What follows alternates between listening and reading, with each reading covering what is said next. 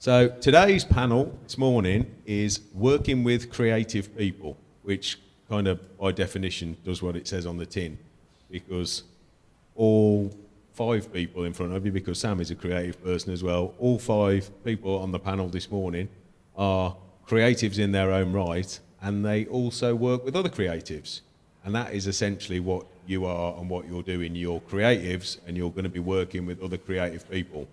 And what we're going to look at today is just kind of advice, thoughts, etc. about how everybody's own, their journey, but how each of their career moved forward and is still moving forward, and what advice has been invaluable to them, and hopefully a lot of that will tick a lot of your boxes as well.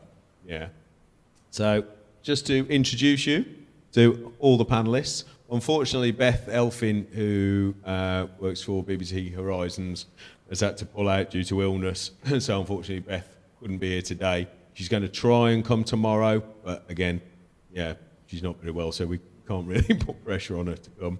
So we then have Kerry Ann.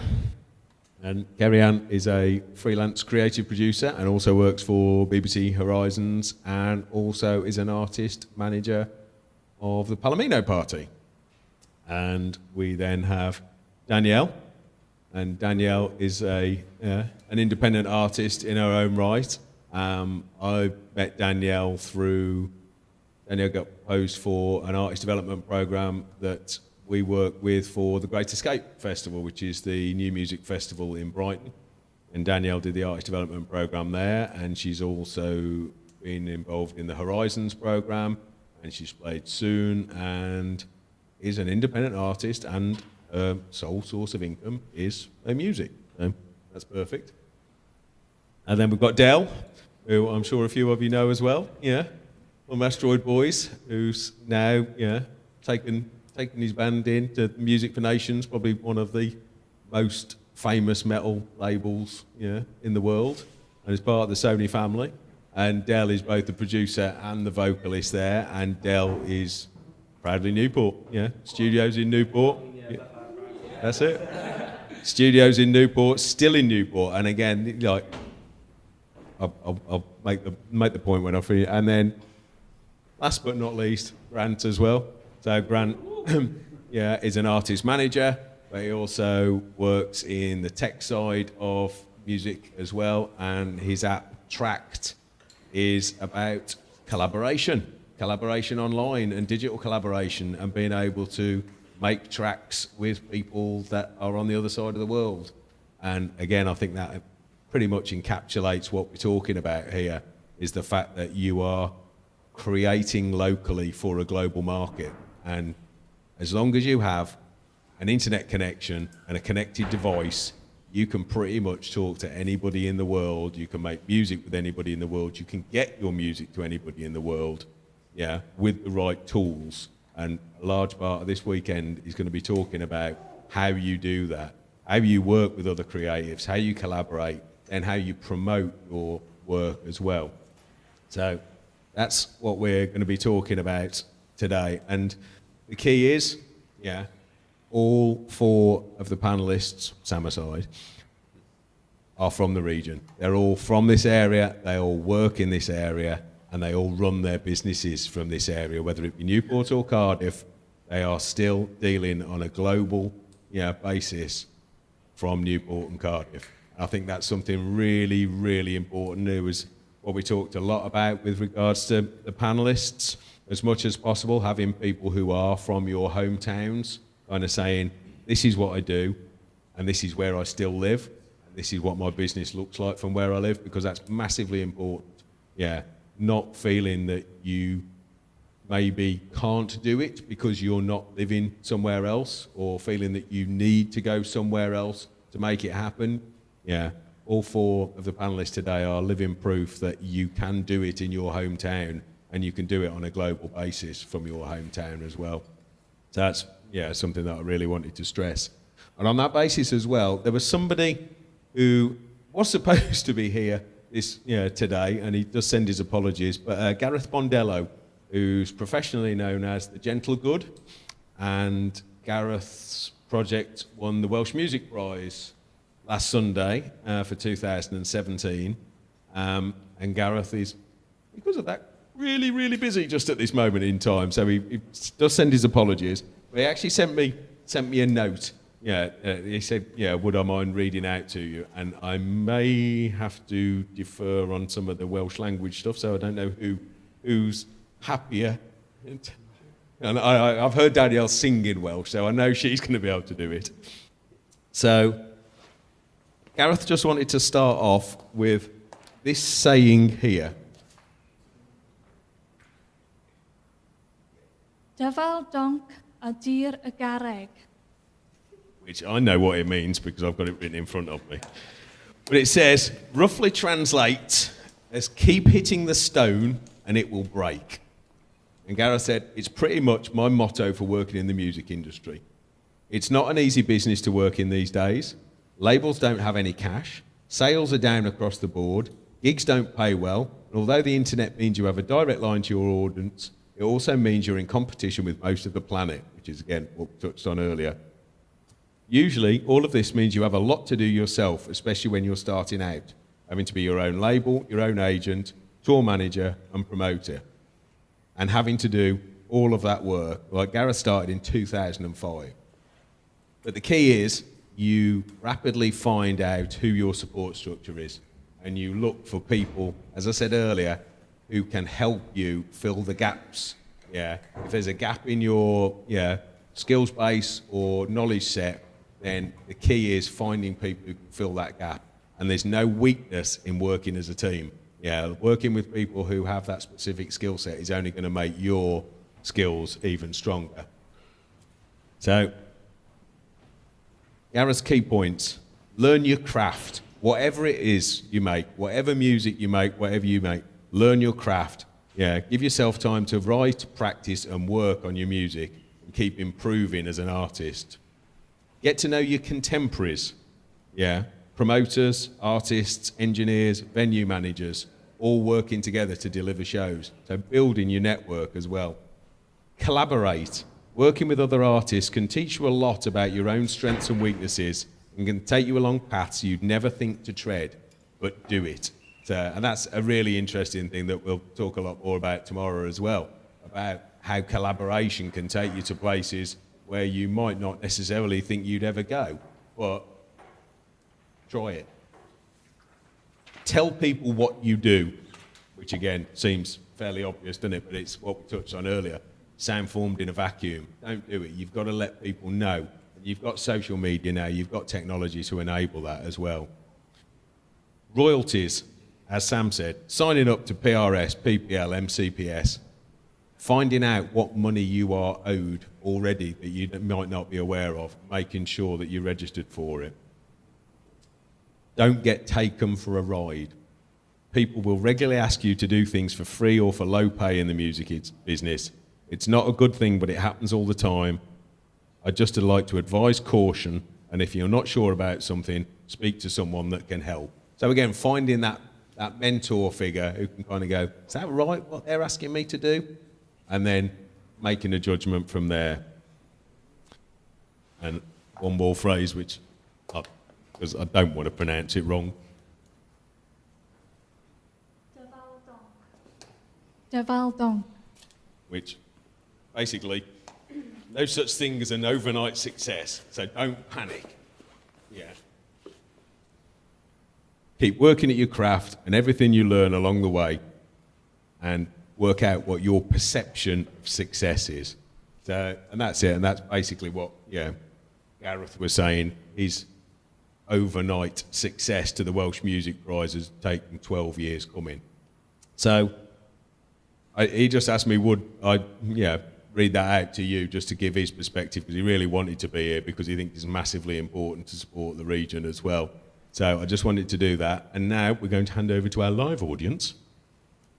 So there's all their contact details, which they've said they would, they're happy for you to have. So on that notice, and it's going to be a bit clunky because, as you can see, we've only got one radio mic. And so I'm going to have to ask the question and then pass it over and get the answers coming from there. So what we're going to look at today is how each of the panelists got into their respective industry, how they got their roles in their industry, and what mentoring and advice they received along the way, which they've taken with them as well. So my first question is, and it's quite a self-explanatory one, can you explain your job role and what do you think are the key skills required in that role? So I'm going to start on this side, so Kerry-Ann gets first. Apologies if this is quite a long explanation, but I do a number of things. I work with Horizons at the BBC, which is the contemporary music project for Wales that supports artists via funding and opportunity. I also manage a band, a Cardiff band called Palomina Party, and I am a creative producer. So that's what I do. What was the Key skills. key skills? Passion for what I do, being able to look at something with an outside point of view. So with Horizons, for example, I might look at what has the artists that have been funded since 2014 and be able to say, okay, this year, what do we want to do that's new? I.e., are we supporting enough urban artists? Are we supporting enough producers? With the band, I think I'm able to listen to their tracks and offer advice on what is good and what needs work. I'm able to negotiate better deals for them when playing gigs, so that they're not. I mean, just as an example, they were paying to play before they met me, and I quickly put a stop to that because you don't have to pay to play. You just need to, ideally make sure that you cover your costs. And then as a creative producer, again, looking at somebody else's idea and having the skills to get that idea on its feet, and that can be via a budget, via a business plan, and via taking it to other people to make them believe in the project. Perfect, thank you. All right. Nice to meet you all. Like Kerry-Ann, there's a bunch of things that I do. So I'd probably start with the management side of things. I run a management company with a couple of partners of mine. So I manage some Welsh artists. So I'll start with them first. A guy called Dan Bettridge, a guy called Vince James, a band called Cuckoo from Blackwood. We've got a really interesting start ahead of them. They've got an all-female rhythm section. They're just kind of, writing music, having loads and loads of fun, which is what it's all about. I also work with a liquid management team. So I teamed up with another manager called David Manders, who's London-based, but I co-manage a band called Animal Noise with him, and we work on his roster, which is Public Service Broadcasting, Flaming Gods, and Speakman Sound. I also run, one of my partners is a guy called Richard Dyke, who looks after lots of the tour management side of stuff, so I do quite a fair bit of tour management over the years. From tour managing an American electronic act called Basecamp to Richard looks after Our Last Night. I think he might have worked with Asteroid Boys in the distant past. I don't know if you know Richie, we did that. So there's that sort of things that we do. So as you can tell, it's multifaceted. But I don't do it all myself. I kind of work with a team and we help each other out, which is what we're talking about today as well, the collaboration, which I'll get to onto in a minute. So we run the tour management side of things. I do music export as well, so I've helped a fair few Welsh artists go to places like South by Southwest in Austin, Texas, more recently at Mondo in New York, Reaper Barn Festival in Germany, Eurosonic, Midem in France. So these kind of places where once artists are export ready, you can kind of go there and connect to a kind of a wider international industry. Did a lot of work with Bethan and Kerry-Ann at Horizons in that sense. And then my other side of things, the music tech things that Mark mentioned earlier on, I run an app for musicians, which is an 8-track recording studio in your pocket. We have 170,000 musicians worldwide on there at the moment. People from anywhere from Iran to India to America. Our biggest audience is in the States because they tend to be the biggest adopters of new technology when it comes to music, just because of the size of the place and the fact that things seem to be ahead of the curve there. So I run that and I do the artist relations for that. So I do all the curation within the app. I put artists together to collaborate and try and create some great music out the back of it. So that's essentially what I do. Cool. Hello. All right. So yeah, I'm a independent singer-songwriter. I've been published before, but I manage everything myself. I've recently started my own label as well, and I've done 3 CDs. The last one was funded by Arts Council of Wales. So it's been like 4 years since the first release. So there's been a journey there, and obviously a build-up of contacts. And it's only sort of now I'm sort of getting into myself as an artist. So it does, I guess it's important to take your time on your music. Don't rush it. And again, I think Gareth covered all of my points, so I must be doing something right. So yeah, my I guess if we're in Wales, we're at, Cardiff, capital city, and so what I've done is, if you do speak Welsh or learning Welsh, I guess just make the most of that as well, because that's been a lot of my income and opportunities. I've done a lot of gigs for the Welsh government as well, and that's been brilliant income. Take time to develop your image as well and branding, professional photos. I know it's really obvious, but how many times have we all gone onto a website with dodgy photos and click back? Oh, yeah, I should have been careful how I worded that.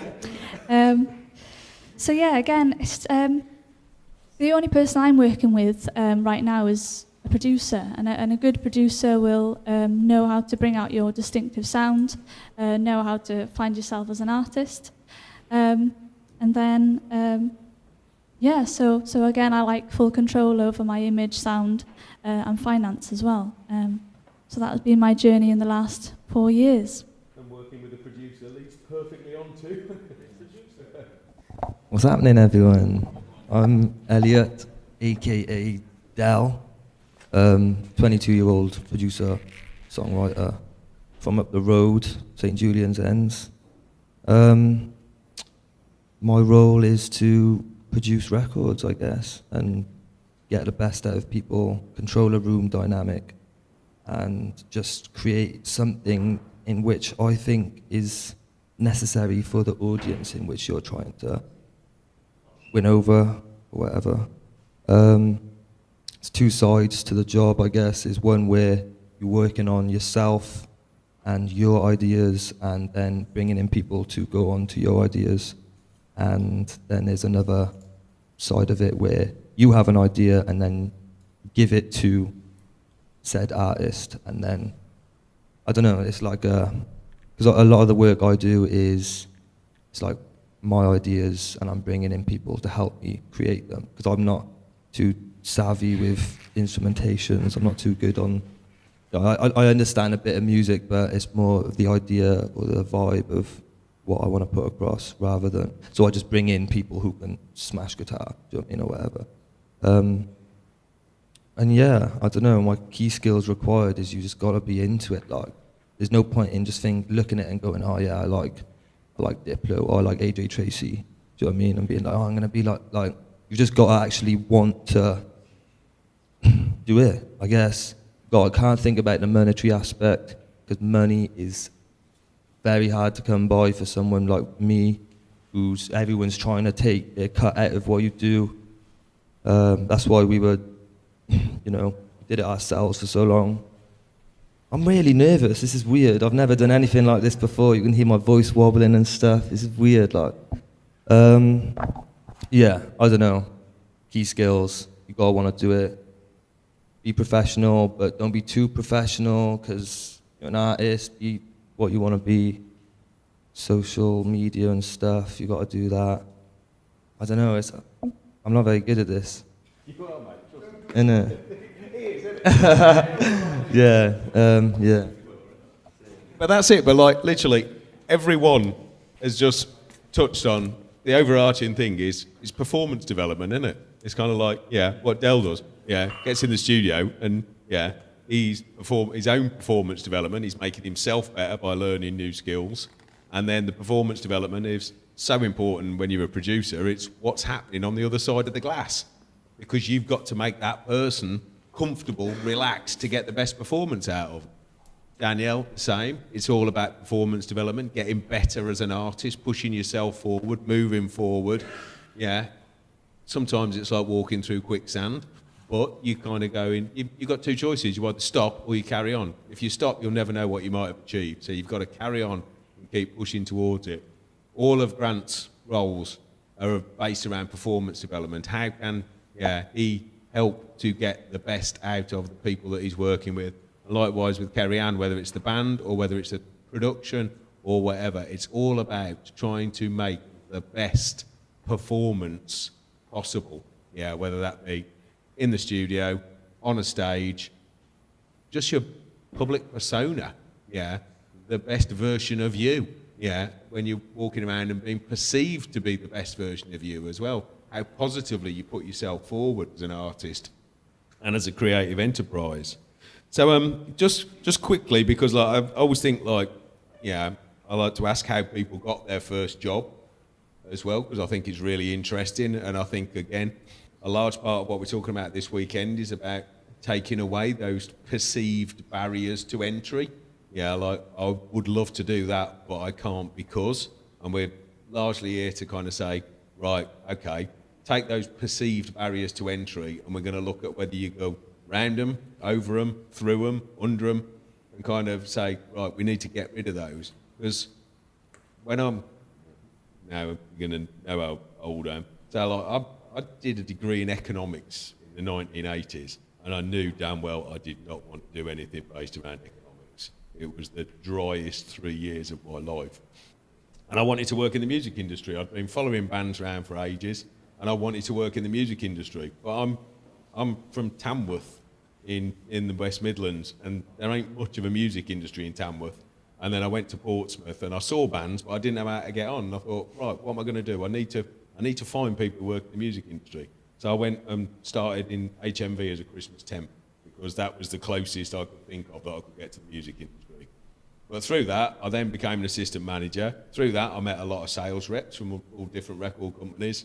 Through that, I managed to get a job as a sales rep. And once I was a sales rep, and I used to badger the living daylights out of people in labels, sending them cassettes, which again tells you how long ago it was, saying, we should sign this, we should sign this. And I think in the end, I just got the job because I pissed them off so much.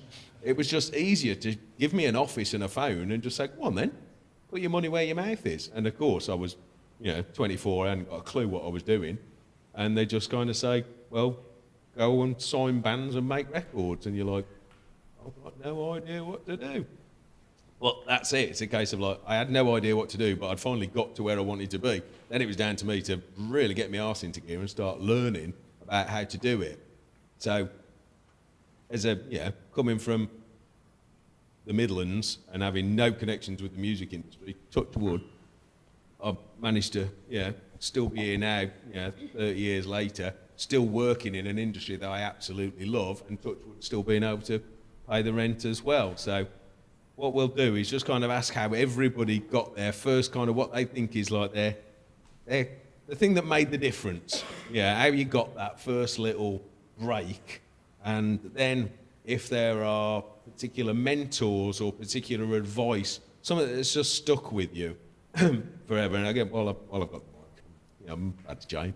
So, like, my first MD was a guy called Buff Winwood, who's a bit of an A&R legend in the UK, and he produced Dire Straits and he signed Elton John and Jamiroquai, and the list is endless. And his first advice to me when I started in A&R was, find the positives in everything. Even if you don't like the particular band or the track and you don't want to sign it, find the positives so you build a positive relationship with that artist. there and then, because you might not want to sign what they're doing now, you might not want to work with what they're doing now, but in 2 years' time, they might be doing something you really, really want to work with. And if you've burnt your bridges, yeah, you ain't ever signing that thing you really want to work with.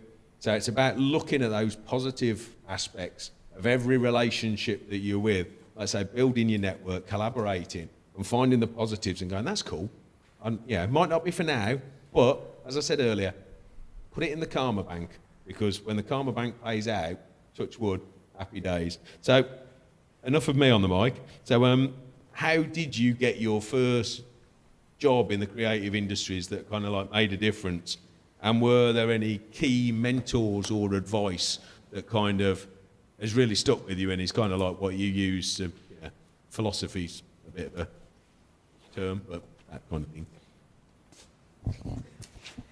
Oh, right. I think what I'd say first is that at school I was really bad at anything that I didn't enjoy. Really bad. And when I left school, I knew that I would be really bad at working in an industry that I didn't enjoy, because it's like 50 years of your life and more, like 8 hours a day for 50 years of your life. So I knew that I would at least have to try and work in an industry that I enjoyed. So I got a job, my kind of first job from uni was at a theatre, just working on stage door, literally like buzzing people in and answering the phone. And from there, I kind of got to know the theatre, and I got other jobs in the theatre, like working on the bar and the box office. And I think a defining moment for me was when I asked the theatre if I could put on evenings of new music. And they asked me why I wanted to do that, and I said because I felt it would bring in new people to the building, younger people into the building. And they asked me how much it would cost to do that, and I said it's 100 quid a time. And they were like, really? And I was like, yeah. So they let me do that.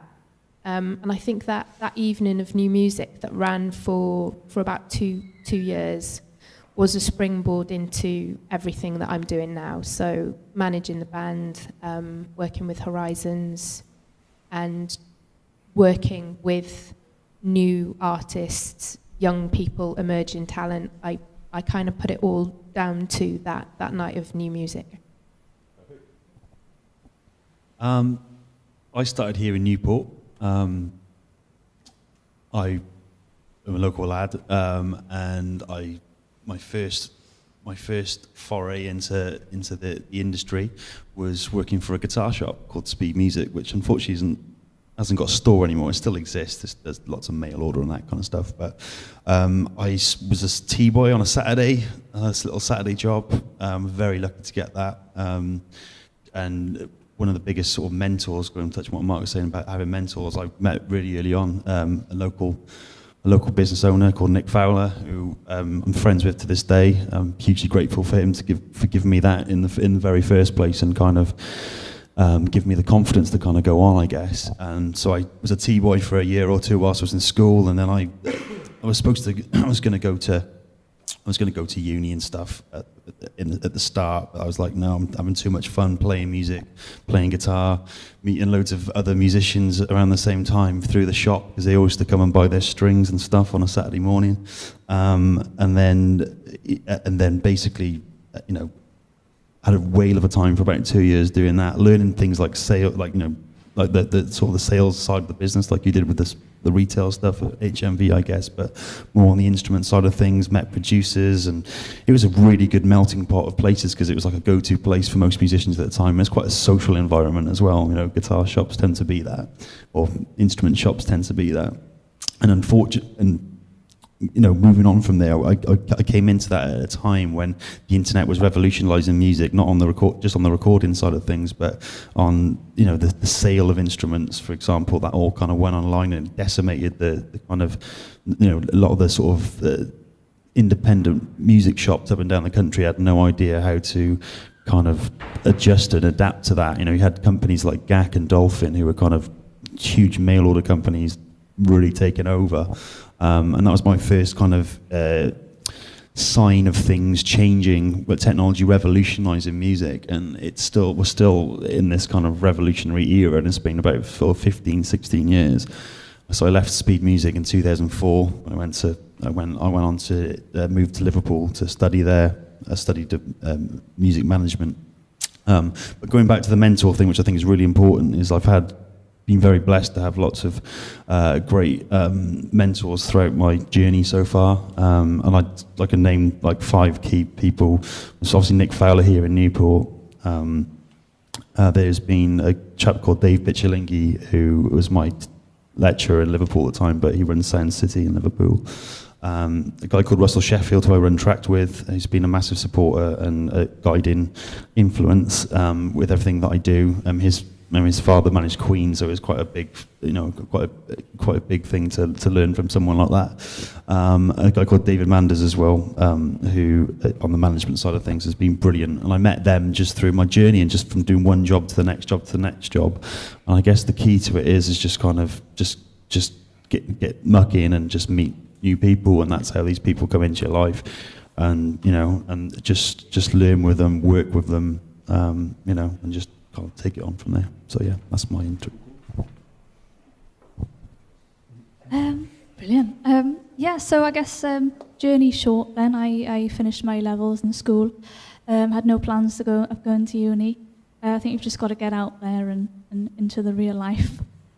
So my cousin out in Australia, she's like, "What are you doing now?" I was like, "Nothing, just working on my sound." So she's like, she booked the gigs before I got over there. So I spent a year in Australia, gigging and writing and collaborating. By the 6th month, I was travelling to Canberra, Byron Bay, Brisbane. I got on national television. So in that short space of time, that was a brilliant sort of starter. So when I got home then in 2013, I released my debut EP, Paper Hearts, and within the week of the music video being out, I got contacted by a publishing company. So I was up in Newquay in West Wales at the time, far away from anywhere.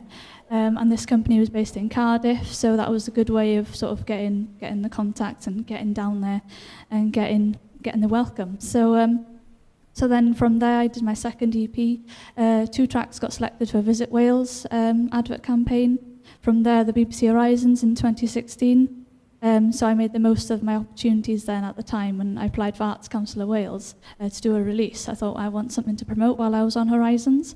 So that was brilliant, make the most of your local support. Arts Council of Wales, Horizons Launchpad Fund, for example. And then, so I guess the advice,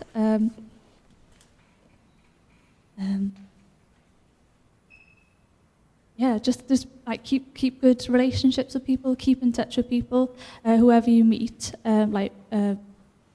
venue promoters or something, keep in touch with them, keep radio presenters up to date, and just keep everyone in the loop in your journey, and then opportunities will come from that. Just like how I'm here today from Mark, The Great Escape, Horizons. These are all important connections. So yeah.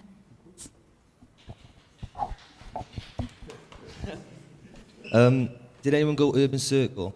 Yes. Yeah, that's how I kind of got my into everything really, and meeting people and stuff. I got a radio show when I was like 13, a drum and bass radio show every Wednesday, and Ian Lamsdale was the guy who ran the radio show there. He was a mentor in that. Yeah. And then Jamie Winchester as well. You all know Jamie, right? Yeah. He's someone that you can go to and say, "What is this? Like, I've been sent this contract. What does it mean?" Or someone's asked me to do this. What? He's just a mentor in that way. It's good to have people around you with the expertise, because when you're younger, like, the music industry is kind of, you've got to navigate it correctly because it's complicated. Like, in some ways it's very simple, but in some ways it's very complicated. It's good to have people there to mentor you through it. My journey, my job, radio show. And then when you're playing tunes, when you're DJing, you want to play your own tunes. And then DJ culture, you want to have the tunes that no one else has got. So that's when I started. Just late evenings in your house, on your computer, on YouTube, messaging other people. How do you do this? I just taught myself. I never studied it in school, which I kind of regret in a way. I kind of don't, because it allows me to do it my own way. Do you know what I mean? Otherwise, your lecturer essentially is telling you how to do it. Whereas if you just do it, if you just learn, it's more effort, is what I'm saying. To do it yourself off of YouTube and like just fiddling around with bloody weird programs on a computer. It's a long process, but that's kind of how I did it. Just taught myself. Radio show, started DJing locally, like when TJs was about. That was sick. DJing there. And then, yeah, I met in Urban Circle, I met some grime MCs, and we made a tune together. And that was the start, really, of like the band stuff that I do with Asterisk Boys. Made a tune, made a video, done all right, and then made an EP, put that out, that did good. Just a lot of word of mouth with that kind of stuff. Yeah, and throughout that journey, people like Jamie, there's a guy called Captain from Cardiff, massive beard, like the sickest beard I've ever seen in my life. He was very, very switched on with how to navigate. He managed us for a short time, and we had another guy called Lee Khan. He was a mentor. Yeah,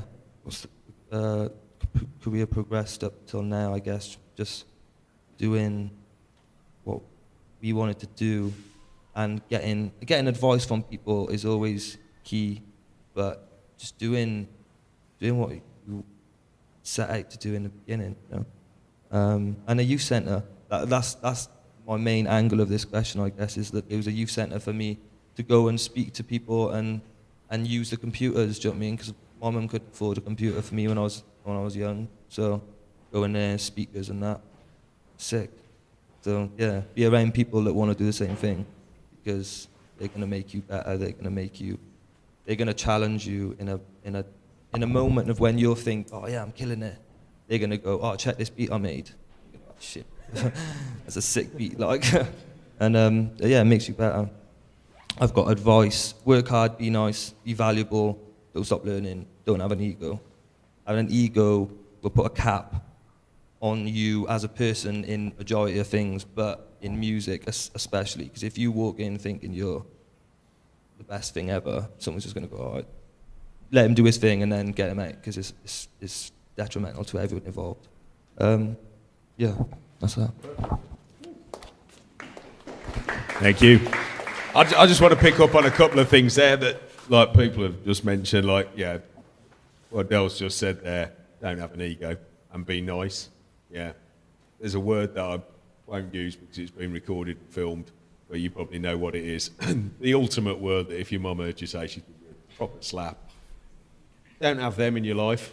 There's just no room for that kind of a person, yeah, in your life. You've got to surround yourself with good people who are going to be pushing you, and that's what, yeah, again, what Del touched on there. Like when you're making a beat, it's, yeah, make it. If you fail, that's the whole thing of creativity. Sometimes creativity, that spark, comes from when you've tried something and you've failed. Like, yeah, let's face it, you've got Rockfields just up the road. Yeah, when that idea came to stick that microphone right at the end of the corridor to mic the drum sound, and then everybody heard it and went, that's amazing. And then you get all producers kind of going, I need to work out how to get that Rockfield drum sound. That's just ideas and shit that you try and kind of go, okay, well, it didn't work, but it's taken me there. Love that. So that's really interesting as well, about having the guts to try something and push yourself forward and be creative. Like everybody was talking about how collaboration's important and within the space as well. And I guess I said about HMV was there for me, and there ain't any good record shops left. And unfortunately, the good ones that are left are so small they can't employ everybody who wants to work there. And yeah, as Grant said about musical instrument shops, so much is going online. Well, that's why it's important then to listen to kind of like what Danielle said, what Del said, what Kerry Ann said about the theatre. finding your own networks is so important. Finding those people who are going to support you and want the same things and push you as well, because like Dell didn't mention that Asteroid Boy now signed to Saudi, but they are, and that's because everybody that's worked with them and supported them has helped them get there, and that's all part and parcel of it. So you've got to look at how you are going to build your networks, which is more difficult when you don't have a necessary physical embodiment. So with what Jamie's doing here and having the studio to be able to walk into the studio and get that advice. So just bear that in mind about how important this group of people and then how this group of people can grow as well, so you can all build your networks and keep making those connections real. It's a massively important part of this industry now. You're only as good as the people that you have access to, whether that be whichever way you're looking at talent. And that almost spookily leads me to, when you are assessing potential talent that you want to work with, and I guess we've all got different ways, because it might be, as an executive wanting to work with particular artists, so like with Kerry Ann and Grant, how they determine what artists they want to work with from a management capacity. With Danielle, what executives she wants to work with, who's going to be the right person to help her career progress, who's the right producer for her to work with, and with Dell, who is the right people that he wants in the studio with him, and then who he might want to work with as well. So on a general note, what do you look for, and again another kind of tosser term, but what are the core values that you look for in people that you want to work with going forward? And I think they'll hit the nail on the head with the things that you want to make sure you absolutely avoid. So maybe we'll throw that in as well. It's already been touched on. So what are the core values in the people that you look for that you do want to work with, whether that be executive talent or creative talent? And then what are the things that make you run like a crazy thing in the opposite direction when you come across it? Because we all know it's there. A distinct idea, I think, certainly in terms of producing, a distinct idea, something that hasn't been done before, something that is pushing things forward. So it might be a multimedia project. It might be a live performance that also has a downloadable podcast. So, you can reach you guys today via a live performance, but then we can reach a whole new audience via the podcast. In terms of artists, I only manage one band, but the reason I manage them is because every time I saw them, I just felt that they had something that nobody else has. It's a spark, it's a joy. It is in no way polished. It is in no way there. There's a huge amount of work to do, but that band excites me. So anything interesting, exciting, distinct. Is that all of the question? Anything that makes you run a mile in the opposite direction? Sometimes you just don't connect with people, and that could be just... I'll give you a really quick example. I'm working on something at the moment where I shouldn't actually have taken it because I didn't fancy it from the off, but I was like, I need to build my experience as a theatre producer. And I'm looking forward to when this project ends because I just don't feel passionate about it. I'm working on it and we'll get there, but I'm not the right person to take this project forward after I've done the first stage of the work. So I will finish the first stage of the work and then I'll hand it over to somebody else who does have the passion for it. And also, it's no point in working with people who are negative. Don't go where the energy isn't good. Go with people who like what you do, support what you do, because you'll drain your own energy by trying to make somebody like you. You'll probably never achieve that. Can I have a question? That's Yeah, quick question to the managers there. Super duper managers from Wales, by the way.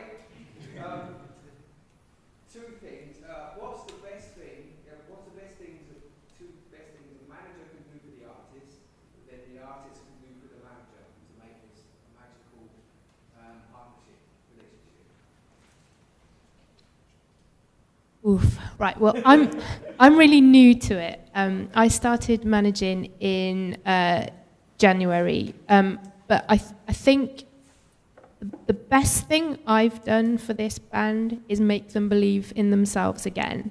When they came to me, they were on the verge of disbanding. They had no gigs. They had a release that wasn't getting any radio play.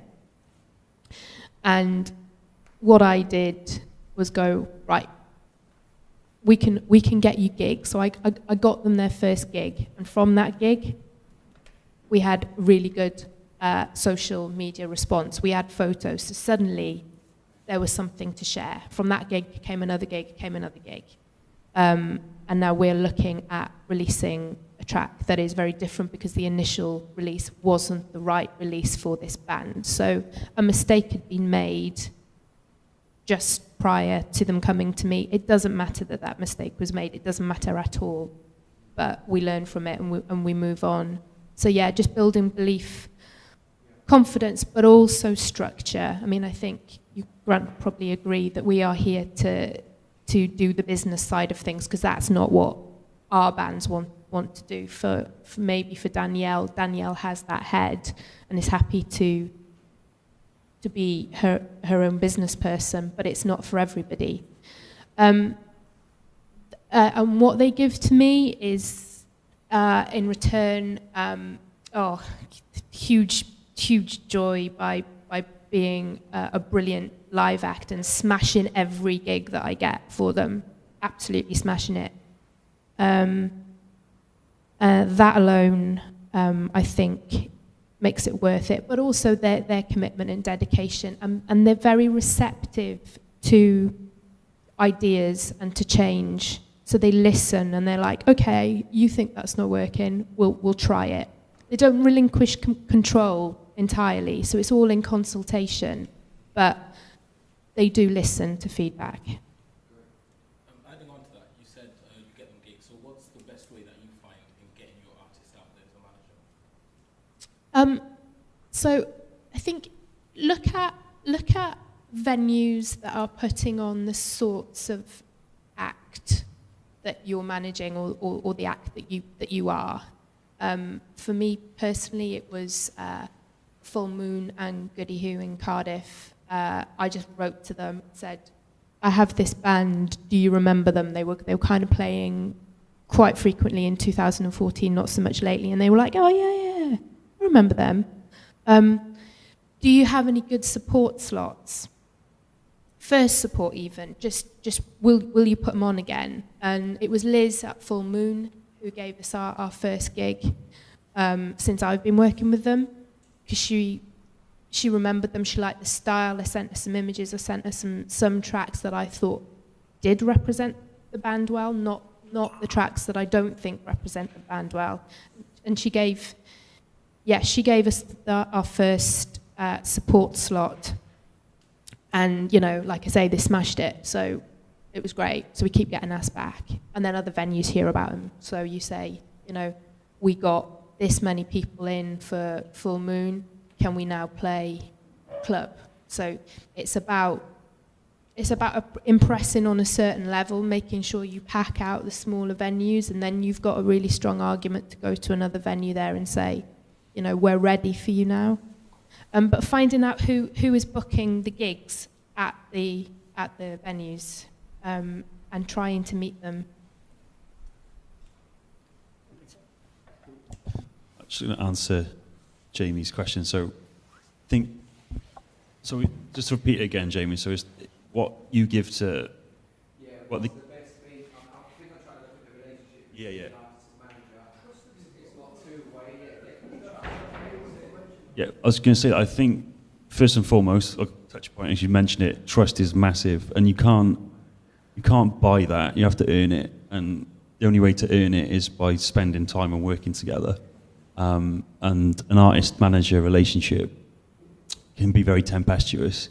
And I think from the offset, if you're very open and communicate with each other about where the boundaries lie, about what you're all trying to achieve. I've had some you know, I've got some great relationships with artists I've worked with, and I've had some pretty horrendous ones in the past, and I've learned from them, because you learn from your mistakes, as Mark mentioned earlier on.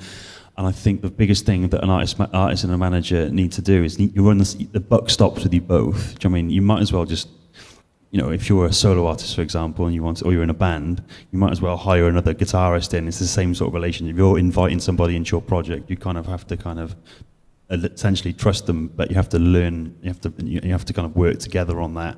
And I think the only way you can really do that is by being really open and communicative. You have to, Kerry Ann just said then, you have to be passionate about it, because, I mean, I have managed an artist I've been passionate with in the past, and it's not ended very well. And I think, again, that's, the learning curve on my part and on their part. I think the artist needs to realise that the manager is in a very similar situation to yourselves. Like, they might not be, you know, driving around in a Rolls Royce that apparently used to do back in the 70s and 80s, and they're very much in the same sort of level as you. Probably got a similar sort of income to yourselves as well. So you have to be understanding of where each other are at, and what skills you'll both bring to the table. So and I think it's an artist manager, a good artist manager in this day and age, will coach an artist how to do things like the admin side of stuff, because we all know we need to fill out the PRS forms, we all know we need to do that kind of stuff, but it's much better if you both have an understanding of what goes into it. So sometimes it's just a case of just working together in a session. Just go to a coffee shop, or, you know, go to a youth centre, or go wherever else we've got computers, and just kind of go, right, okay, how do we do this? Because the artist manager in some cases might not know how to do it, because there's various managers at various different levels. But if you've got that close bond between each other, and you can almost have a blazing argument but still come out the other side and be like, right, okay, we're still cool, and we're still, you know, the intention is good, because at the end of the day, you've got, you know, you both want the same things. You're both absolutely passionate about the music, and you're driving it forward. So I think it's about sticking together as well, and understanding that relationship's going to take time to mature and get to it. And when you actually you have got to a place and you are working well together, then it's only going to grow from there.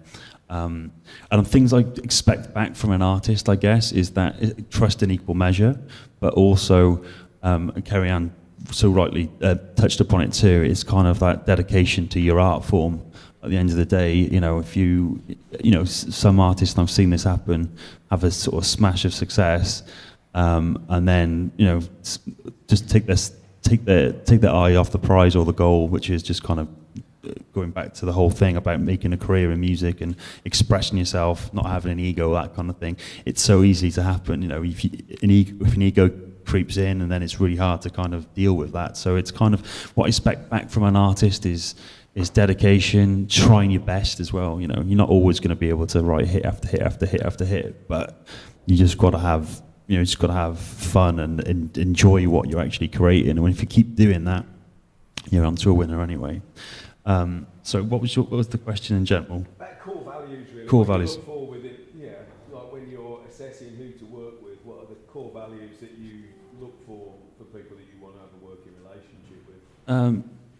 Nice people, you know, first and foremost. Actually, the music's got to come first as much as, but nice. They have to be equally as nice as well, absolutely. Because there are artists out there that aren't very nice, and there are also music industry executives out there that aren't very nice. And I think you've just kind of got to be aware of that, and you just get that off first impressions as well. You know, and I think you just need to kind of, you know, it's just like a normal comment. You know, would you be a friend with this person? You know, and all that kind of stuff, because you know you're going to have to kind of work together, you know, through all sorts of crazy situations, you know, right from the offset. As things to run a mile, I guess it would be not actually as well. It's kind of a big thing that I've encountered in the past is that you'd be in conference with somebody, you'll have a conversation. This is what I'm going to be doing. Great, you know, and building that before any contracts come into place. I always kind of have a little bit of a period of time where you can learn from each other, because then you know then if it's going to be a successful relationship further down the line. But like one of the big things for me is like you'll speak to somebody on a number of occasions, and then they do the exact opposite to what you've been talking about, and that's a good indicator to whether or not you can work together. And then it's just a case of me being honest and being kind of going, well, you know, you kind of did that, which is fine. If you want to do that, go and do that. But maybe this relationship isn't going to work between the two of us, you know, that kind of stuff. So that's another thing, I guess, is kind of, you know, it's kind of, you both have to be on the same page, want the same things, and actually try the things that you're discussing and trust in each other. Trust. Yeah, absolutely. Right. Brill. Yeah, so again, I think it's important to keep a good relationship with people in the industry. For example, I played Focus Wales this year, headlined with my band. It was my third year playing Focus Wales, so there was that development each year. So then share your ideas as well, you know, with people, and, you know, suggest ideas, and then they might be able to support your ideas. So you know, I said to the festival organizer, I'd like to play the church next year at Focus Wales, because I just think that'd be a lovely venue to play. And he, you know, he got back to me a couple of weeks ago and said, I've booked you for the Aston Hall, 800 people. So you just never know, like, you know, keep your ideas open. And again, trust your own judgment. I think that's really important, because, you know, I know some artists who have been with some managers for a long time, or since they were young, and in the end they almost don't know how to think for themselves. So if you get any decisions that come your way and you don't really know if it's a yes or a no, take your time to think about it. But usually if there's any doubt, it's usually a no. It's usually not for you. At least that's what I've learned anyway. It's taken a long time to learn that. And know your worth as well, like when it comes to booking gigs, you know, your price, as it were, keep it, you know, keep it consistent. So there's no use, you know, having a cheap gig down the road and then an expensive one down there, or whatever, because people, word of mouth, people do talk. So again, it's that self-worth sort of thing. How do you find your self-worth? How do I? Oh, that's a very philosophical question. No, I love it. How do you get to a certain point where you think, okay, I'm worth this much, so then... Yeah, I guess it's a gradual thing, I suppose. It's happened gradually for me. Also research as well. You can research what your peers and your competitors are doing. You can find out, you know, what the value is that the industry puts on that service. But I'll say in terms of like rap, grime, hip-hop artists, you don't tend to get that information in terms of like how much artists do really cost when they're starting out. So I would say like the artists within the room, how would they find their worth? Because if you were to research it, you would end up finding research about the bigger artists that have already made their And I worth. guess the key, and maybe I guess the key is making sure that you've got a network of peers who you can ask. Yeah, who are, and that goes back to this point again, like, these are your peers, this is your network. So if you know that one of your mates has done a show, or somebody that you've got a vague, you know, connection with, or Jamie knows that they know, and I go like, how much should I be charging for this? Because it's a very fine line, as Gary Ann said, like, there's a very fine line between undervaluing yourself and getting paid what you could do. And as Danielle just said there as well, it's a case of like, everybody talks. So if they know they can get you for, you know, a bag of chips and the bus fare home, that's what they'll offer you. Just to quickly add to that, I think that there are some opportunities that aren't always, what's the word? Moral. That the people behind some opportunities to play don't have the best values, i.e. some pay-to-play schemes. So be kind of careful of those, because they target emerging acts. And sometimes with pay-to-play, you can make it back. So it doesn't always drain you, but I would be careful of things like that. But if there's a good night on that's paying, say, you know, 50 quid, 30 to 50 quid, and it's a good night, then I think that's a kind of a good sort of starting point. If It depends on the added value to playing as well. So if by playing a gig you get to meet other bands who are slightly ahead of you, then you have the opportunity to make friends with those people, and you have an opportunity to prove yourself to this promoter, and you think that this is a good promoter. So I would take those chances, even if they're quite low in money. Look at the bigger picture. Yeah, just a tiny bit of advice. I think that is spot on, because it's a case of like you have to balance the economic value and the non-economic value, because sometimes, yeah, like we're all probably self-employed. Yeah, so sometimes if you're self-employed, freelancing, you have to kind of, offer almost like a freemium product, where you're kind of showing your hand and showing what you can do so that you can build a bigger product down the line as well. So just balancing that economic and non-economic value into your own self-value system, so you know where you potentially want to take the opportunity down the line. So you might do it for 30 quid first time because you know you'll smash the doors off it and get a good crowd, and then at the end of the show the promoter will look at you and you'll be like, that's cool, have that one on me, but you know what I'm bringing next time I come through. Yeah. So back to you. I better remind you of the questions. It was like hours ago. Yeah. Oh, you got it all there. Oh, sorry. In terms of management, how do you then like figure out what you take, like your percentage out of what the artist takes? Because like you've said, in the low ones, your artist might not get a lot, so then you don't kind of want to take away from your artist. But then how do you then figure out your worth out of what they get from that gig? Yeah. From the beginning, yeah. Well, I mean, starting out, speculating to accumulate is always pretty much where you're starting. You know, as you said, as Kerry Ann said, you go to, you're talking to a promoter and you think, well, looking at the bigger picture, we're going to gain this many fans here and all that kind of stuff. You know, being an artist is expensive, absolutely, in terms of, you can record stuff in your bedroom on your phone now, which is something I'm involved with too, I guess. But in terms of working out, like a plan and growing as an artist, it's expensive from everything from, rehearsal space if you need to rehearse, paying a producer or going to the studio and kind of like creating your music to a commercial standard or to a standard that you're happy with. I hate using that. I'm not going to say that commercial standard, because at the end of the day, different artists, horses for courses, different artists need different things. But ultimately, whatever your output is, you want it to be good. So to answer directly to your question, with invoicing artists, it depends. I don't tend to do it until things are up and running. So in the sort of first, say, 6-12 months, I sort of send my artist dummy invoices, which sounds bizarre, but what I do is I kind of go, right, because 20% is the natural management cut across net revenues.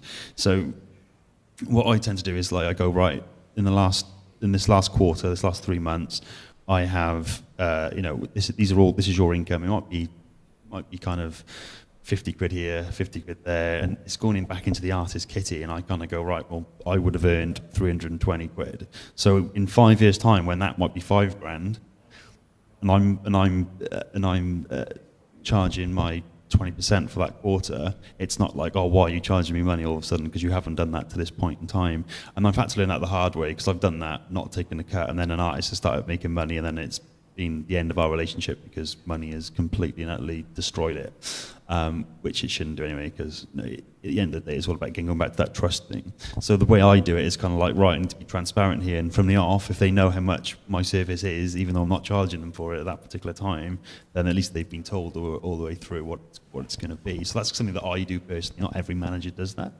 but that's something that I've always kind of tried to promote. But yeah, 20% essentially is what traditionally it is, but it depends on what kind of deal you do with the person you work.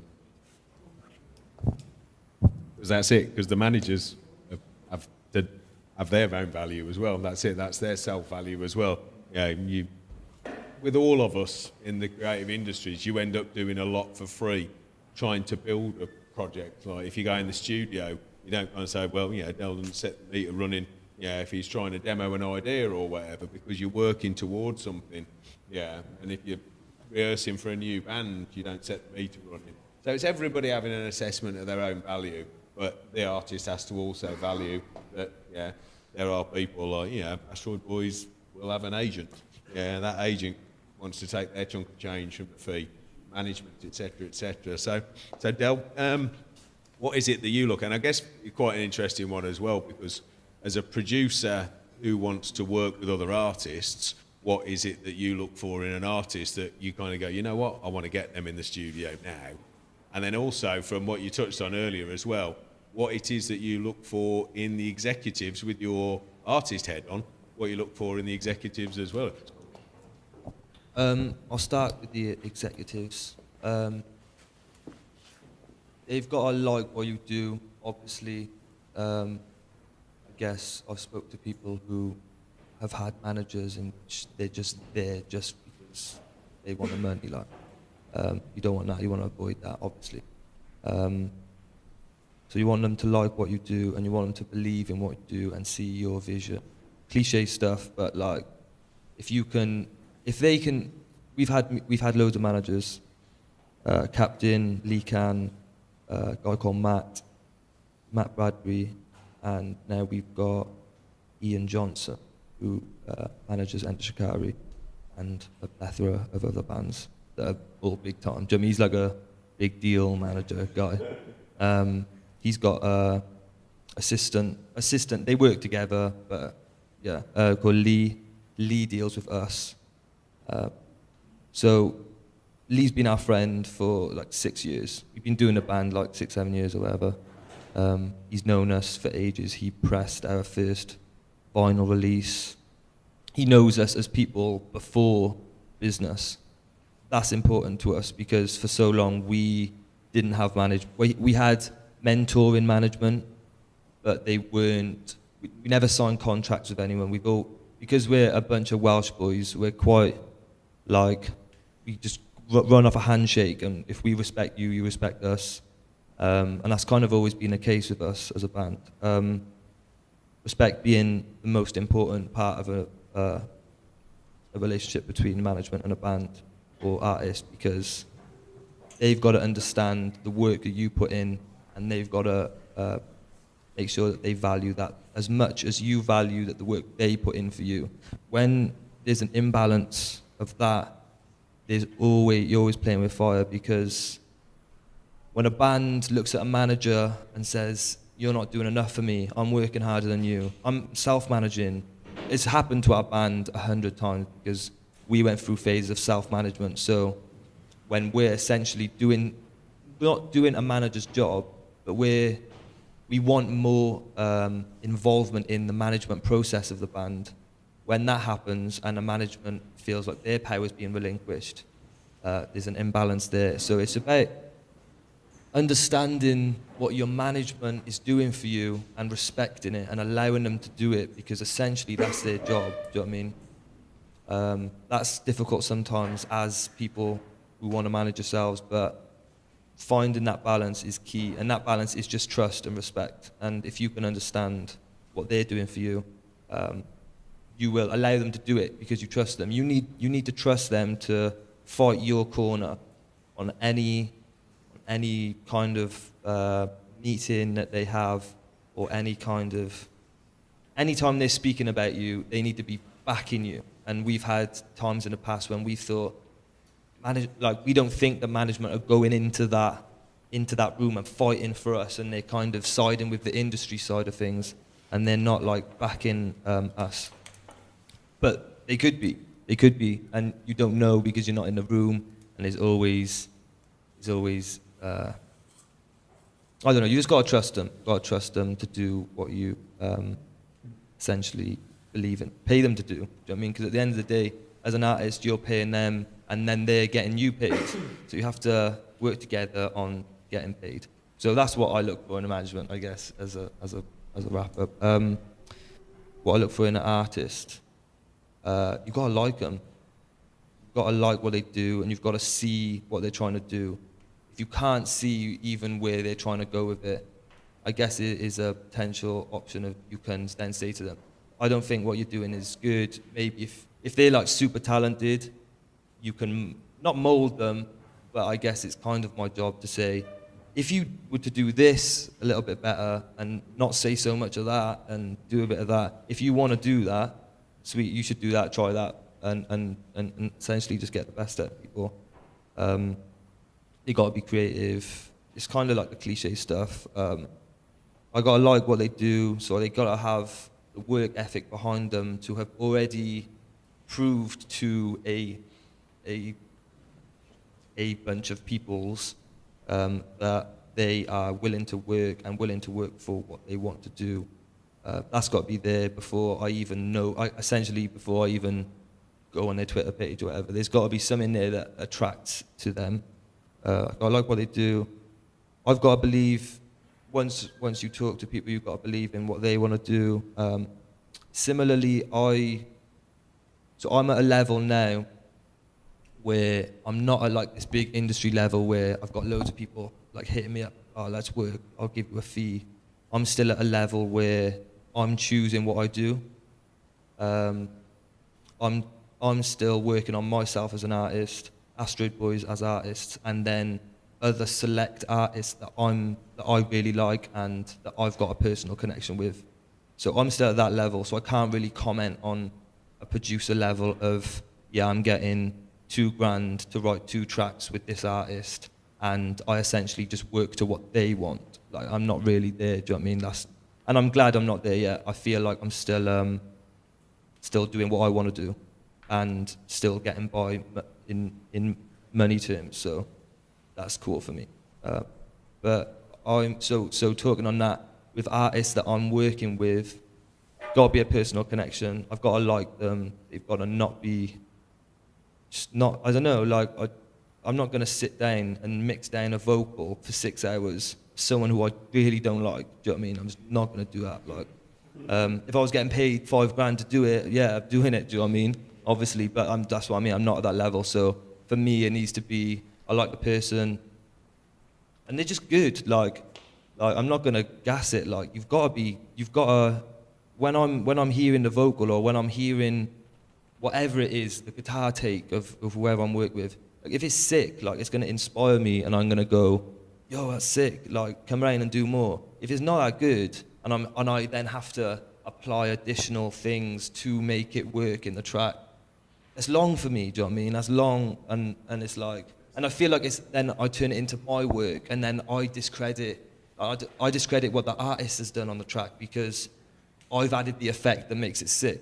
When I just want it to go in, I want the rapper or whoever, the singer, to give me that dry vocal that's just sick, and like I can go, yeah, I know what I want. Like I don't need to touch it much, but it's good in its own right, and I can allow that then to sit there, and I can do my bit, not have to meander it into your own kind of, like, I don't know.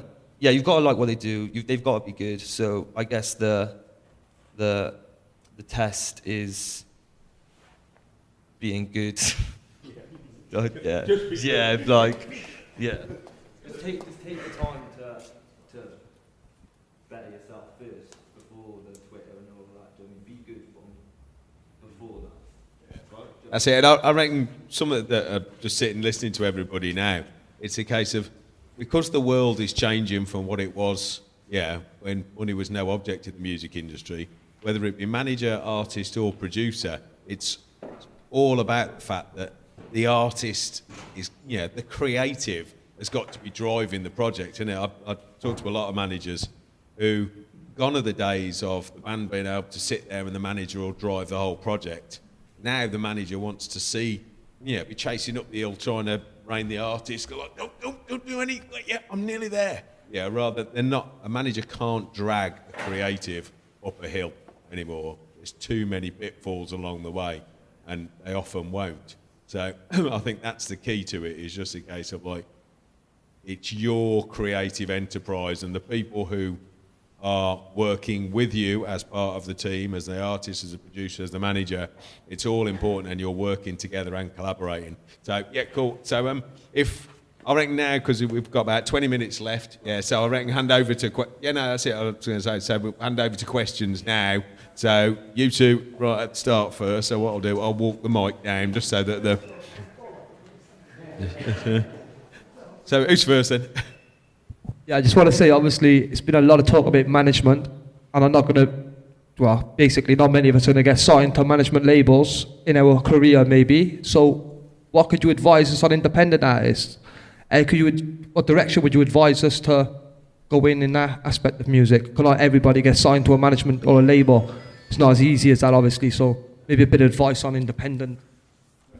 Absolutely, and that's it. I guess, we've got independent artists here as well who are self-managing. So I'll actually bring Sam in on this from PRS, and then I think everybody will have a view on that as well. Obviously, like collaborating with people and that, you've got to really look after yourself. I've been ripped off myself where I was getting paid to go to Leeds, sit in the studio and write some tracks, and then I was an idiot and didn't put down like what my contribution was, and the next minute I get found out my song's being played in clubs in Leeds, and I was in London like, we haven't even done a split. But then I was up the creek without a paddle, because I didn't even email my things to myself. I didn't have any evidence that was mine. Yeah, nothing. When you work with people as well, you've got to understand like your brand awareness. Do they compliment you? You can't just work with anyone, because it can end up cheapening what you're trying to build. Do you know what I mean? Like if you start if you're really going hard in a hip hop thing, yeah. You got to have your wits about you.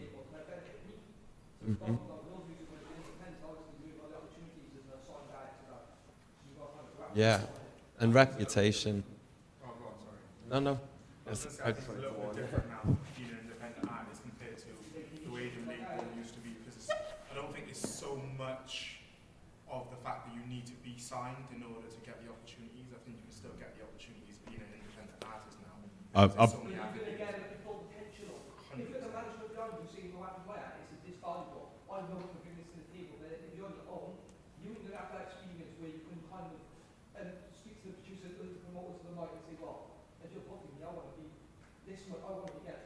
I would say instead,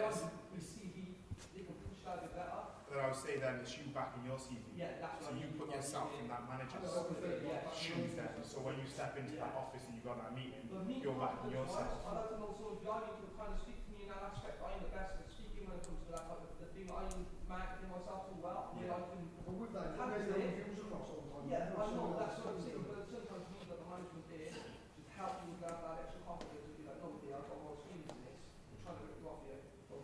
Now that's good, and I think what Del said about you've got Jamie there who he's not getting paid his 20%, although probably wishes he was. Well, but he's offering that advice, and that's what I say. It's about you. Yeah, no, that's it. You are, and the key is to find those mentors even before you get into a relationship with them. So places that you can go where you will find people. So workshops like this, conferences, music conferences and things like that, and finding people who can give you that advice as well. No, absolutely not. And that's what we were saying earlier about. Yeah, absolutely. No.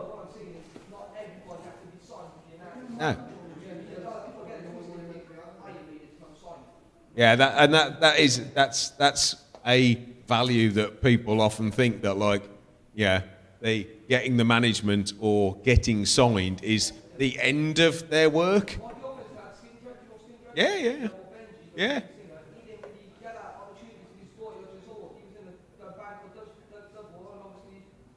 Well, I know Benji's manager, Seven, really well, because Seven managed the first band that I signed.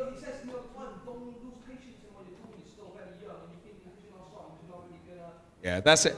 It is that judgment. It's that judgment call and that value again thing, where you put the value on. And like I say, some people chase the signature thinking that is all. And again, we could probably regale you with horror stories about when the band gets signed, and yeah, I won't go into detail, but I A&R'd a band for a large record company for 18 months. We made the record, and when that large record company merged with another large record company, that band's album got stiffed. It got released, it was made available, but it didn't get promoted. And that was 2.5 to 3 years of their lives, because all the work going into it that had gone. That's it. But the options weren't available to them now. And as we said earlier, like the grime scene is a great advert for how artists can take control. And the beauty of the scene growing so rapidly, and the independent scene generally, there are a lot of independent managers. That's it. Yeah, like Kerry-Ann and Grant are independent managers. Then they're not saying that we're the universal music of the world. They're running their businesses, and it's people like that you need to make relationships with and build your business links to give you that advice. And as Grant said there, he doesn't charge initially on that. Yeah, if he thinks he can give you advice, most people, these 4 people sitting here now, they're not getting paid to be sitting here on a Saturday morning. That's it, and there's a lot of that around, a lot of people who realise that working together makes the scene bigger, and everybody. So John, a point that Del made, and you did it now, I think even before you start promoting yourself, and it's making sure the music is kicking, brilliant, and using your mentors and your peers to kind of see if that is at that particular point. The truth is, in this day and age, it depends on how hard you work as well. And I do stress that it's really good to get friends or a collective of people together to help each other out on different elements, because we've all got different skill sets, and you're naturally better at things than other people, and vice versa. So I think it's about getting that music to a point where it's going to resonate with people, and then promoting it, and all that kind of stuff. And the tools are online now. There's everything from the live stuff, Bands on Town, Songkick, to all the social media platforms. Don't be on everything. Do your research first before you do anything. Put some forethought into it. Think around. Join the dots up. What works for me as an artist, or for us as an artist? That one day's worth of thinking. Not that we think all the time. We all do, but collectively thinking, getting a strategy down on a piece of paper. Sounds boring as hell, but that is going to be the fire that lights that foundation to build upon from there. And also, research people that you love and who are doing well. I've looked at people's digital plans and social media plans. I mean, all you got to do is kind of go, right, I'm going to use Asteroid Boys now because Del's here, but their social media is amazing. Do you know what I mean? In terms of the fact that how they present themselves and everything else. But the music's there first to back it up. And they haven't just gone out there and been like, we're Astral Boys, yeah, and they've got, do you know what I mean? They've got stuff to back up. So it's about, that foundation is huge, And the other thing as well, you want to be in a position, as you quite rightly already pointed out, where you like being independent. Fantastic. Do you know what I mean? If you can build that artist business or that thing up, and people are coming to you, you're the decision maker. You're in the control element then as well. So you can kind of make decisions. Going back to what Danielle said earlier, you can think things through. Is this right for us right now? Is this part of the roadmap of where we're going? Do you know what I mean? And I think so. The best thing an artist can do is research. Put all your put onto a piece of paper, onto a document, or however you best organise yourself, and be true to that. And then, if you find yourself a little bit wayward a couple of months down the line, revert back to that initial conversation, and that kind of thing. So I think that's the main thing. And then if the music's good enough and it resonates with people, you're going to be given options anyway. Do you know what I mean? I think and the other thing as well is perseverance and consistency. I know all of you guys are very committed to what you're doing. But when you can have days when you're just like, oh my God, no. I mean, I have it as a manager. Like yesterday wasn't a particularly great day. Tuesday had a brilliant day, and that's to do with mental health and everything else. But you've got to recognise that as whatever you're doing. Yeah, and tomorrow's always a new day, and you're just gonna. Do you know what I mean? And you'd be surprised, in 2 weeks' time you'll wake up and something you might have sent an email 3 weeks ago that might come to fruition in 2 weeks' time. So it's just always remember in the back of your head, you've already done that work. It'll pay itself back eventually. Do you know what I mean? So yeah. Best bit of advice there is just thinking, getting it down. Because once it's done on paper, it's manifested, it's there, it's out of your head, and it's onto a piece of paper. Absolutely. Yeah. Thank you. Yeah, brilliant. Manifesting is really important as well. So going back to the label thing, you know, these days you can do all the jobs that a label would do for you. So you can, you know, once you've got your product, you know, 100% done, 100% happy, you know, something that you're going to look back in 5 years' time and not be embarrassed to get out and have a listen again. You know, you can contact PR companies now, and if you're going to put your money into anything, PR, because they're the ones that are going to get you out there. And then radio plugin as well, you can do that yourself, radio plugin companies, booking agent companies. You know, these are all steps that you can take once you've got your product. And again, like having mentors as well. So, like Del touched on, you know, my publisher was like had a managering sort of influence as well, and an agent influence. I worked with a small record label, Folks Up Records, on one release only, you know, just to get the experience. So, you know, you can have these sort of mentor people in your life without signing contracts.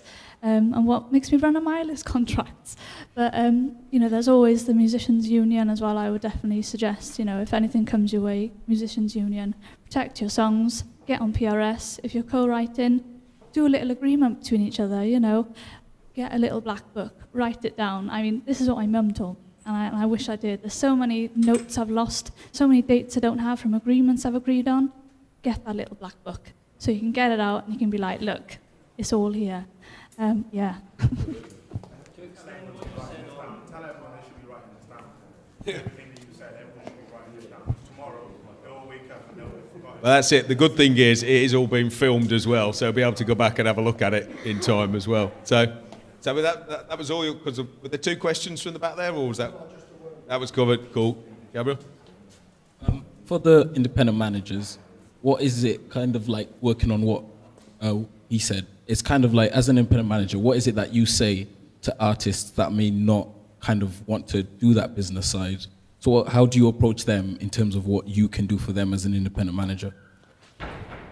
So what do you mean? How they sell? Yeah. How they sell themselves as an independent. How do you sell yourself? So how do I advise the band on how to sell themselves? Okay. Firstly, taking a step back, I just wanted to say that when you think about band managers and labels, don't always look at the biggies, because I'm only a band manager because a band asked me to manage them. That's the only reason. The reason they asked me to manage them was because I went to a lot of their gigs, and we'd always have a chat afterwards, quite often drunken conversations about where things could go. And I followed them for about, a couple of years, booked them a couple of times for the night I ran. And when they clearly were having a conversation about feeling stuck, they were thinking about who might be able to help them, and they thought of me. So that's the only reason I'm a band manager, and I'm massively just winging it and learning kind of day by day. And there might be somebody like me who's connected to your work. So it could be a friend that's interested in the business side of things. So I didn't approach them. When they came to me and said, this is what we're struggling with, I was able to identify the things that I thought were missing from the act. Majorly live performances. So I looked to change that very, very quickly, and did change that very, very quickly. And then online presence, so it's very inconsistent. There are tracks that shouldn't be online. They're old, they're not well mastered. Take them down. They're not representing you very well. There was, just for an example, an old video of them playing. The video was just such poor quality, and that was on YouTube, so anybody looking at them would have been taken to that video. There was, in this instance, there wasn't a good amount of views, and I would...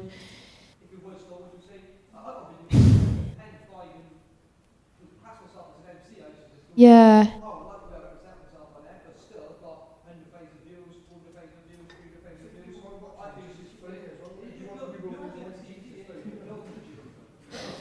Yeah, I don't know. I mean, in this instance, it was really bad. I mean,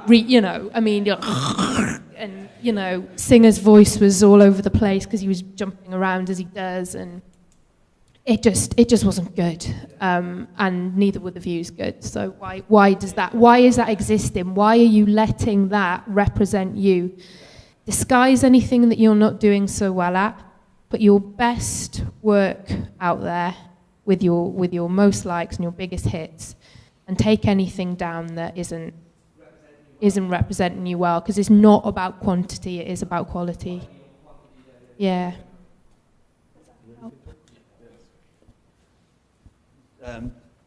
So how you sort of sell yourself or find something.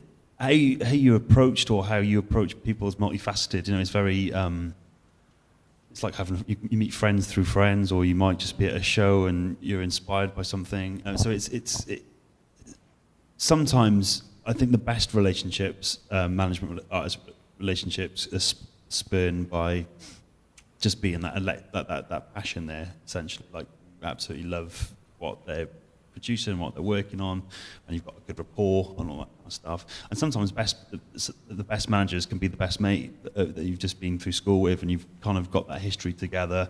You know each other. Do you know what I mean? And that could be worth its weight in gold versus like a superstar manager who might be a little bit aloof, not aloof, but like a little bit distant from you. And seeing where you can sort of take it. There's been some great instances of good friends becoming really effective managers, and they're learning their business as much as you're learning the business as you're navigating through it. There's other ways, sometimes another exec, say an agent or might go, oh my God, you've got to go and check this out. It's a bit of they need some structuring, and here in this area, there might be of interest to you. And in that case, you kind of rely on your past work as much as an artist would. If an artist is putting him or herself forward for an opportunity, it's going to be judged on what you're presented with. Exactly the same for a manager, really. What have you done before?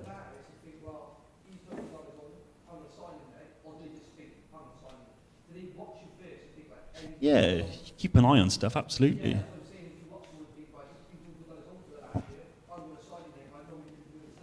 Yeah, but it's what Mark said earlier. It's about that positive. So when you first contact somebody, it's like, look, really like what you're doing. I think you should work on this, this, and this. In my opinion, that's my opinion. Get other opinions, And then 2 years down the line, once you've buttoned up on all those different aspects, and then it's starting to work for you, it's kind of like, oh, remember me? I was the one who told you to do this, this, and this.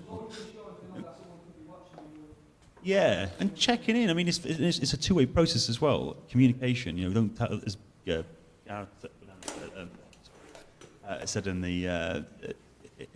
his letter to us earlier on, communicate. It's kind of, this is where I'm at right now. I know I'm not 100% on this, that, and the other. I'm looking for advice on that, and it's a two-way process. So it's a two-way process with the manager checking in with the artist and the artist. So you'll know if a manager's messaging you every 2 months, kind of going, "Oh, hey, how's it going?" They know, they're keeping an eye on you. Do you know what I mean? And vice versa. So it's kind of a, it's just a case of, and maybe when you in your diary, just put in like, when you meet with someone, you've got a good connection with something. So you don't, because life gets in the way, and there's so many different things that take our attention away from stuff on a day-to-day basis, not just music, but just life in general. Family, friends, loved ones. Go to the doctors or whatever else you have to do, all these errands you do, they take your attention away from stuff. So sometimes the best way to do it is just to kind of try and get organised, and a diary is a good way to do that. I mean, I personally use something called Trello, which is a great system for organising stuff. But, your phone calendar, on your phone calendar, we just had a conversation now, just put a note in, right? I'm going to send him something tomorrow or her something tomorrow, and I'm going to do this in 2 months. I'm going to check in 2 months' time. Just put a little note in your diary, and then then when that day comes in, oh yeah, I'm just going to shoot that person a Facebook message or a note or something. Yeah, and putting the effort. Del mentioned the effort factor earlier on. That's a massive part of it. You might have all these great ideas in your head, but it's how you execute those ideas. Unless you do it, unless you do it. Yeah, it's not easy, but just do. Just do. If you do stuff, stuff will happen. That's it. And I think overarching of all that is, like, as we've said, you're talking about entering into a partnership with somebody. If you are the manager approaching the artist, as Del said, like, yeah, you kissed a lot of frogs before you found Prince Charming, didn't you? Sometimes that does work.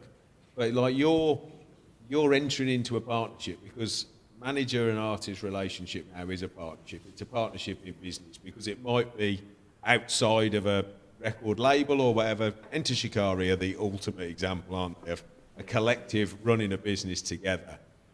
But then it goes along with the fact that if you have to be seen as the manager to add more value than you are going to be charging, because otherwise, what are you bringing to the table? So if you're going to be charging your 20% of net, you've got to be able to say to the artist, I'm going to bring to you, trust me, I'm going to bring to you a lot more than that 20%. So consequently, you've got to go to that artist, you've watched them with, you like say you've kept an eye on them, you've looked, you've essentially A&R'd them, and you then go with a strategy that says, this is what I think you should do, and this is how I think I can add value to your project. And most artists will sit down with you, take that on board and kind of go, that's cool. They've got a business head on and they've looked at what we do, they like what we do, which again is massively important, and they've actually thought about it and come with the strategy. I like that. Let's run with this. So I think we've got to wrap up. So look, very quickly, because you've had your hand up for flipping ages. As an independent artist, what is the best way to sort of get into contact with management agencies and stuff like that to sort of progress, you know? That's cool. Like I say, I think personally, there's kind of like workshops like this that put on. Music conferences are invaluable because there's a lot of people there, knocking around. So like you've had Soon, and that's it. So like, and I guess actually I'll hand over because people with a local knowledge of where the best places are better than the bloke who lives in Guildford. Well, I came back from Amplify, BBC introducing Amplify Festival a couple of weekends ago, which was massive and had lots of industry sessions where you could meet big labels and key industry people. I think it was about 25 quid a ticket, so, fairly affordable for emerging artists. It was in London, but, I mega bussed it up and back in a day. I got there, I met loads of people. There were lots of young emerging artists meeting people and trying to, take a card, take an email address, hand over some material. So keep your eye on anything like that is going on in the country that's affordable to get to. And don't always aim kind of very, very high. Not to say that you can't aim high, but kind of try and work your way back. So as an emerging artist, you might not even need a management company straight away. You can do a lot of it yourself. So if you put DIY at the forefront of everything you do, and like Danielle, try and learn as much as you can, because that will then make sure that you're never taken advantage of if you've got a good head on you. But then perhaps look at a manager who can take you to the next level, and that might be an independent manager who might work with you for 3 years and get you to a level that you can then move you on to a major management company or label. So kind of in some respects, work back from where you want to be. I think I'd just say work hard, but work smart as well. Going back to that research thing I said earlier on, you'll save yourself a hell of a lot of time if you kind of like know what you're about, what you're trying to achieve. And what you can then do, going back to that research thing, how you would research is you would kind of go, right, these are the kind of artists that I think I'm similar to. These are the sort of campaign, or this is the way I want to present myself. You look at those artists, and to be honest with you, you'll find most of the information you need online. the best place to look for that kind of thing is probably Facebook about pages, because usually artists will list their management or a PR or a booking agent or someone like that. So you've done your research, you've got your list of 20 artists that you think you're similar to, and then it's a case of approaching those people, and usually cold emailing people. I get loads of emails from artists who go, "Hi, we're a band from this place," or we're an artist from Birmingham, or we're looking for management, and they haven't even bothered to sort of figure out what my name is. Do you know what I mean? And it's kind of like how you approach those artists is really important. Those people as well is really important, because we're all, we're all just like a hey Elliot or hey Danielle. Do you know what I mean? Just it means a massive difference. You've kind of taken the time to know who they are, know what artists they work with, tell them why you're similar to those artists and why they should be interested in your music. So it's kind of like building that relationship right from the offset. Because as you know, everyone goes on first impressions, and it's so true. Even in a digital world, when you got a cold email from somebody, you're like, well, I don't know this person, but they know my name. You've done their research, and it shows as well. The person that you're talking to, that you're engaging. You've worked hard to get to that point, just to kind of know a little bit about the person you're talking to, you're reaching out to. And patience as well, that's another thing. Going to what I said earlier on, you might send 10 emails out, you might not get anything back for months, and you'll be like, well, that's a waste of time, why did I bother doing that? But, people do remember emails. Unfortunately, in this day and age, no one replies to everything, because there's just so much going on. But they might have seen it, and they might have made a connection with somebody else, and it's just about joining those dots up. So you've got to be methodical, take your time with it, be human, be yourself. Don't try and put a pitchy email together. Sometimes it's just like, "Hey Grant, I noticed that you're working with Animal Noise. I'm in this band from the same sort of area, or we've supported them before in this particular thing. Can you please check out my music? Give me some tips and advice.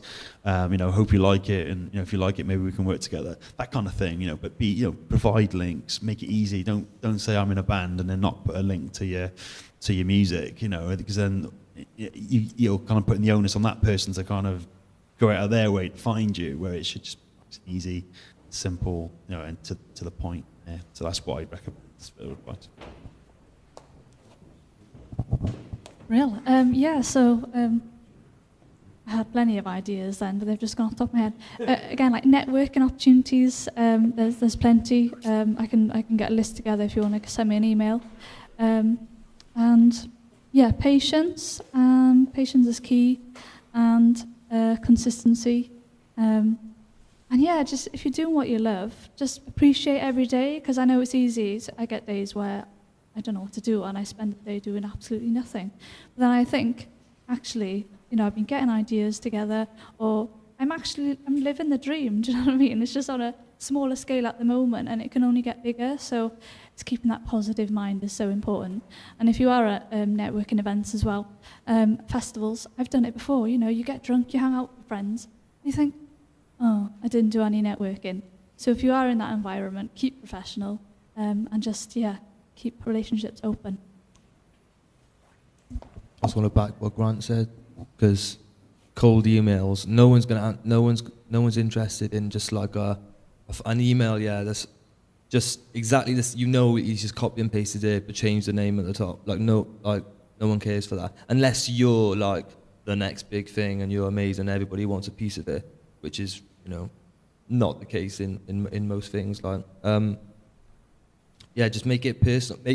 You've got to make the person you're speaking to believe that you want to speak to them, not just you're speaking to them just to try and get a one-up or try and get a deal or something. It's not all that simple. Like, we've been through loads of management. We've been on a few had work-ins with labels and whatever, and we've been independent. I haven't mentioned we were independent for like 4 years. Like the main part of our career, we were independent. So just be personal with the people you meet, and always just be, as you said, be human.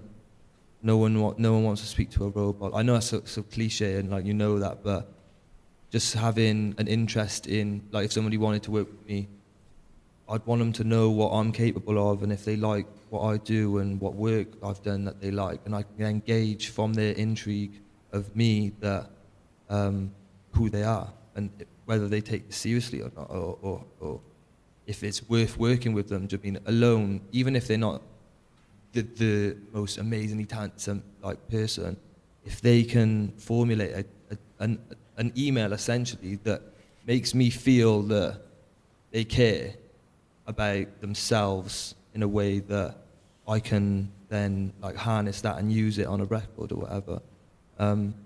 That's important. But yeah, just be human. Like, everyone's human. Do you know what I mean? Managers and like they're exactly the same as you. People like me who make music exactly the same. Just be cool.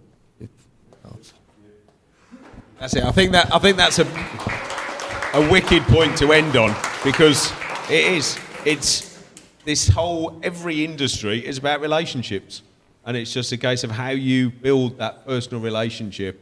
And yeah, you work with people who you empathise with, who you like, and you have to put that across when you're approaching people. You have to show that you've done your own work. As Grant said, you've done your own work, and you're approaching them because you think they're the right person for the job, not just, Mr. Right now, but they're actually Mr. or Mrs. Right, rather than, oh, yeah, you'll do, I just need to bang this email out.